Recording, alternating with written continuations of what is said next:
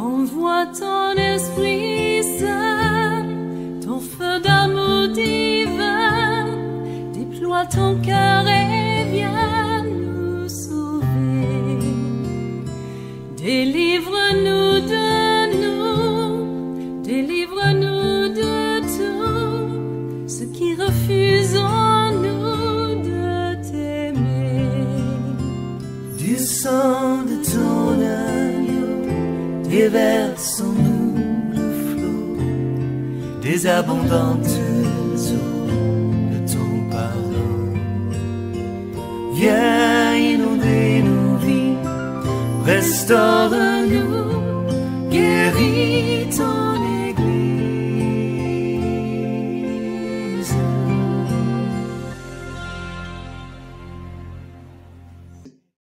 L'apôtre Paul a pu dire, nous renverserons tous les auteurs qui se lèvent contre Dieu, contre les principes de Dieu. Si Dieu dit, le quatrième jour, que la terre produise de la verdure, des arbres, ayant en eux les semences, ça c'est la loi de Dieu et c'est un principe de Dieu. Et les hommes s'asseyent dans des lieux et ils font des fruits où il n'y a pas de semences, ou bien ils font des fruits dans lesquels où il y a des semences, mais les semences ne se reproduisent pas. Et donc nous regardons ces choses se faire parce que nous sommes des pasteurs. Et ils disent que les pasteurs, ils ont défini. Et je ne sais pas qui leur a donné cette permission ou cette connaissance de définir ce que les pasteurs doivent faire et ce que les pasteurs ne doivent pas faire. Un pasteur, c'est un homme, c'est un individu qui vit dans une société. Un chrétien est un individu qui vit dans une société et il a cette appréciation. C'est vrai que chacun d'entre nous réfléchissons par rapport à nos influences, à nos croyances.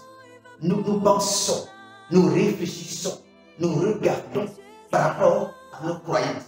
Et nous, dans nos croyances, un garçon, c'est un garçon. Un enfant ne peut pas choisir son sexe. Donc, un enfant ne peut pas choisir son sexe. Il n'a pas le droit de choisir son sexe. Et personne ne peut empêcher, personne ne peut nous contraindre à laisser le propre enfant que nous-mêmes on a mis au monde, qui vient avec un sexe. Et quelqu'un va nous dire qu'on n'a qu'à nier le sexe de l'enfant. C'est-à-dire qu'on va regarder le sexe. Et qu'on dise que dans notre système, dans notre tête, que non, ce n'est pas un sexe mâle. Ou ça, on voit que c'est un sexe mâle. Et les gens nous disent que nous, on a qu'à dire, nous les grandes personnes, que nous disions que le sexe là, ce n'est pas mal. De sorte que mon enfant que j'ai mis au monde là, qu'elle va grandir, il aura le choix. Est-ce qu'un être humain doit faire tous les choix? Est-ce qu'on doit permettre à un être humain de faire tous les choix? Et l'enfant qui vient de naître, est-ce qu'il a besoin? Il vous a dit qu'il veut faire un choix. Il n'a jamais dit ça. Est-ce que moi, je vous ai dit qu'il veut faire un choix? Non. Il est bien de laisser les choses naturelles. Un arbre s'arrête sur ses racines. Pourquoi on vient ramasser là, pour mettre les racines en haut, et on dit que non, là, 20 fois.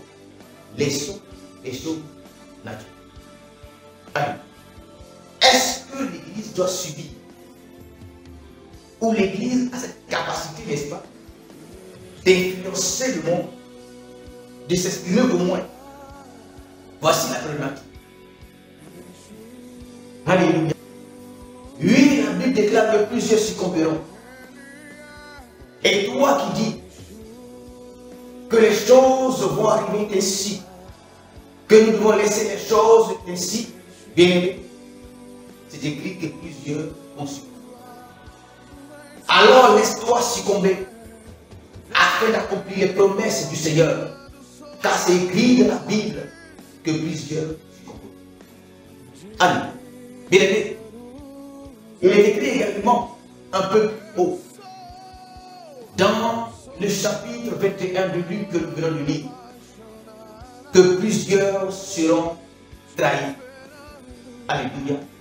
S'il te plaît, si ta femme te trahit, si ta femme va avec un autre, ça s'appelle la trahison. Bénis donc le Seigneur. car c'est la parole de Dieu qui vient s'accomplir pour toi. Si ton frère est trahi, bénis le Seigneur, toi qui penses que tout est écrit et que nous ne pouvons rien faire. Et si la parole de Dieu est écrite, il faut qu'elle s'accomplisse. Oui, bien-aimé, si ta femme te trahit, bénis le nom du Seigneur. Car la parole de Dieu vient de s'accomplir dans ta vie. Et comme plusieurs le disent concernant Judas, ils disent que nous devons dire, alléluia, béni sois-tu, Judas, toi qui as permis que le Seigneur Jésus-Christ soit crucifié afin que nous soyons sauvés. De même, si le malheur t'arrive, bénis le Seigneur, car il est écrit que le malheur doit arriver. Si le malheur t'arrive, c'est que tu as permis que cette parole du Seigneur s'accomplisse. Cette parole du Seigneur s'accomplit pour toi, car c'est écrit. Mais ce que je crois, le Seigneur dit que nous plusieurs vont succomber par les ruses, par la puissance des ténèbres, par la puissance de Satan. Alléluia. Mais maintenant, il faut toi te mettre à la place. Tu peux dire que oui, étant donné que le Seigneur a dit dans Daniel, il a dit Daniel 11, je crois, le chapitre 11, plusieurs succomberont. Plusieurs des enfants de Dieu succomberont, mais ils seront épurés et blanchis. Bien-aimé, il est écrit que plusieurs succomberont, mais ils seront épurés et blanchis. Il est dit plus haut que Satan, l'homme du péché, va agir. Et plusieurs vont trahir l'alliance éternelle. Et ils succomberont. Mais le Seigneur va les purifier. Et ils seront blanchis. Si tu veux, sois parmi ceux qui succomberont. Car ils seront épurés et blanchis. Mais tout dépend de ce que nous voulons. Tout dépend également de ce que nous croyons. La Bible déclare que tes pieds vont heurter une pierre. Tu vas succomber. Mais le Tout-Puissant va te remettre. Mais la Bible dit également que vous ne succomberez point. Bien-aimé, mets-toi où tu veux. Toi-même, mets-toi. Dieu dit, il met devant toi tel verset, comme la mort et la vie. Choisis ce que tu veux. Alléluia. Ce n'est pas moi. Et il n'a pas dit que c'est moi. Alors, bien aimé, la nature de l'épouse du Seigneur, la nature de l'Église ne dépend pas du Seigneur. La nature de ton cœur ne dépend pas du Seigneur. Ton salut ne dépend pas aujourd'hui du Seigneur. Il dit quiconque croira sera sauvé. Ce n'est pas donc le Seigneur qui te dit de croire ou de ne pas croire. Il dit je frappe à la porte de ton cœur si tu ouvres. Si tu ouvres. Si tu ouvres. Ce n'est pas le Seigneur qui va te dire d'ouvrir. Mais tu as aujourd'hui la capacité et le pouvoir d'ouvrir. Alléluia. Bien-aimé, ce n'est pas le Seigneur qui décide de tout, car il te donne le pouvoir de marcher sur les serpents, de marcher sur les scorpions, de marcher sur toute la puissance de l'ennemi. Il dit que rien ne pourra t'éblouir. Là, c'est sa volonté. Ce n'est pas écrit que le Seigneur te donne le pouvoir afin que lui-même, le Seigneur, il te saisisse et qu'il te fasse marcher sur les serpents, il te fasse marcher sur les scorpions, il te fasse marcher lui-même sur la puissance de l'ennemi. La Bible dit qu'il te donne le pouvoir afin que toi-même tu marches. Maintenant, si tu veux, tu peux prendre le pouvoir ou tu peux refuser le pouvoir. Tu peux prendre le pouvoir et marcher sur les serpents, les scorpions, ou tu peux ne pas le faire. Mais si tu ne le fais pas, ce n'est pas la volonté du Seigneur. Alléluia. Alors la qualité de l'épouse de Dieu alors le dynamisme, la force, la nature de l'Église aujourd'hui ne dépend pas de Dieu.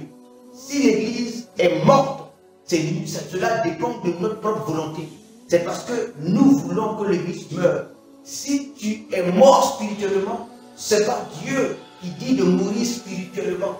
Dieu t'a donné tous les moyens jusqu'à la mort de son Fils unique, afin que tu ne meurs pas spirituellement. Car Adam, dans le jardin, est mort.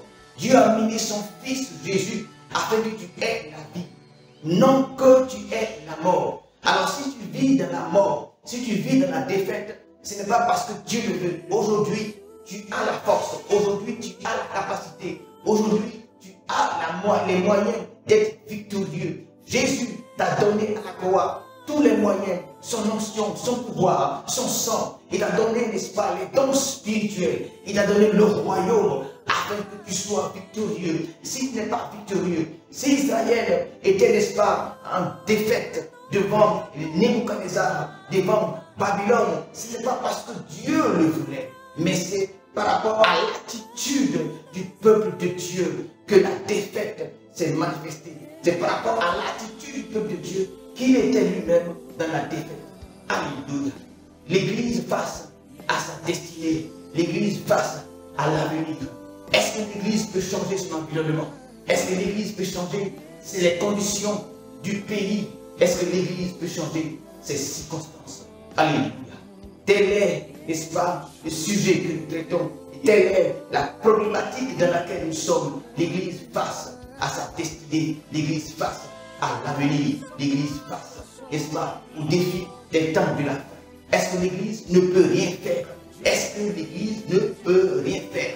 Est-ce que Dieu écrit que l'Église ne peut rien faire? Pourquoi Dieu donne le pouvoir à l'Église? Pourquoi Dieu dit que je vous donne le pouvoir? Pourquoi Dieu dit que même les portes, les puissances, des séjours, des ténèbres, les puissances de l'enfer ne prévaudront pas contre l'Église? Alors si les puissances de l'enfer prévalent, n'est-ce pas, contre l'Église, est-ce que c'est la volonté de Dieu?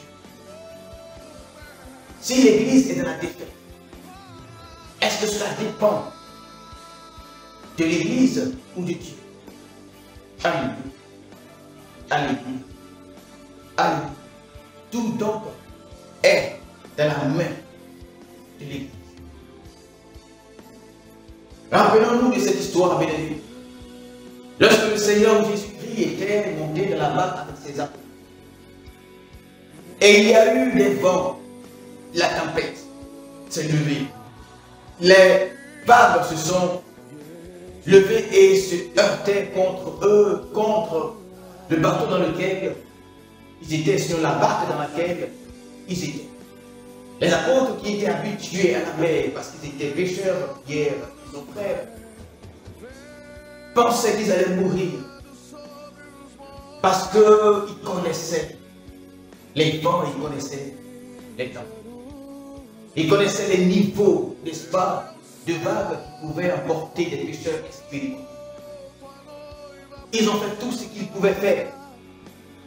Et à un moment donné, ils ont réveillé. Mais lorsque le Seigneur s'est réveillé, il a dit, hors de nous. Il menaça. Et une autre circonstance, il dit, jusqu'à quand mon corps serait avec vous. Car le Seigneur veut mettre son peuple en posture de maturité. Comme nous l'avons dit, que dans la vie chrétienne, il y a 3 niveaux. Selon Matthieu 7,7, demandez le niveau d'enfant. Cherchez le niveau, n'est-ce pas, de l'adolescence. Et également maintenant, frappez le niveau des adultes. Et donc, à un moment donné, lorsqu'il a estimé que ses apôtres sont devenus des adultes, il a voulu les mettre à l'épreuve. Lorsqu'il s'est levé donc, il a ordonné à la tempête de s'apaiser. En réalité, c'est ce qu'il attendait de ses apôtres. Pourquoi? Parce que Christ leur a donné le pouvoir de faire ces choses. Considérons que les apôtres de là-bas, avec le Seigneur qui dort. Comme nous sommes dans nos églises, comme nous sommes dans nos activités, comme nous sommes dans ce monde. L'Église est dans ce monde. Le Seigneur n'est plus là physiquement. Il est sous la forme du Seigneur dans la barque d'or. Et il nous regarde. L'Église face à son avenir. L'Église face à sa destinée. Qu'est-ce que l'Église peut faire? Rien. Les chrétiens pleurent comme des apôtres dans la barque. Les pasteurs sont indépendants. Ils cherchent la prospérité pour mieux vivre rapidement sur la terre. Les pasteurs ne voient pas les défis.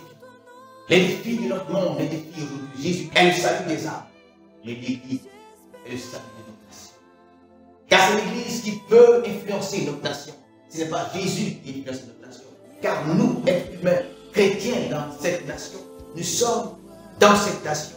Et le royaume de Dieu est en nous. Et par le pouvoir du royaume de Dieu qui est en nous, par l'autorité du royaume de Dieu, nous pouvons influencer notre vie.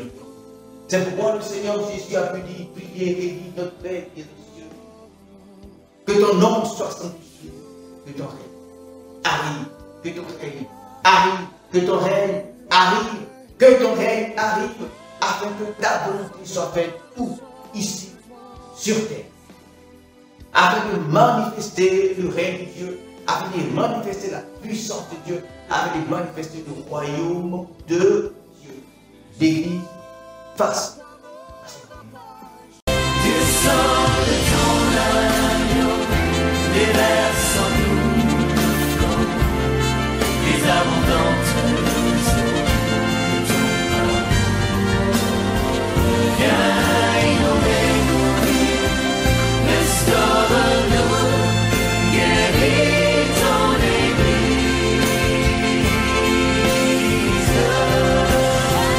Du sang de ton agneau, déverse en nous le flot, les abondantes eaux de ton amour. Viens inonder nos vies, restaure-nous, guéris notre